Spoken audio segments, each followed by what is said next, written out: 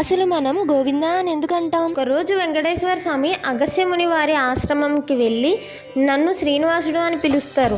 మీ ఆశ్రమంలో చాలా గోవులు ఉన్నాయంట కదా, నాకు ఒక గోవుని ఇవ్వగలరా అని అడుగుతారు.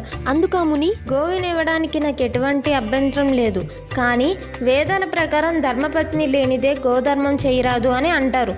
కాబట్టి మీరు మీ భార్యను తీసుకొని రండి అంటాడు. అలానే అని చెప్పి వెంకటేశ్వర స్వామి వెనక్కి వెళ్ళిపోతారు. సతీమణి పద్మావతితో మళ్ళీ వస్తారు. కానీ ముని ఆశ్రమంలో ఉండరు. తన శిష్యులు ఉంటారు. శ్రీనివాసులు ఇలా అంటారు, మీ గురువు గారు గోవునిస్తానని మాటిచ్చారు. అతను నన్ను నా సతీమణితో రమ్మన్నారు. ఇదిగో నా భార్య పద్మావతి. శిష్యులు మా గురువు గారు లేనిదే గో ఇవ్వడం కుదరదు అని అంటారు. దానితో వెంకటేశ్వర స్వామి కోపంతో తన కొండ వైపు గబగబా వెళ్ళిపోతారు. కొద్దిసేపట్లోనే వచ్చిన ఆ ముని, ఆ విషయం తెలుసుకున్న ఆ ముని గోవుని తీసుకొని వెంటనే వెంకటేశ్వర స్వామి వెనకాల, స్వామి గోవు ఇందా అంటాడు. గోవు అంటే ఆవు, ఇందా అంటే ఇదిగో అని అర్థం. అందుకే గోవిందా అంటాం.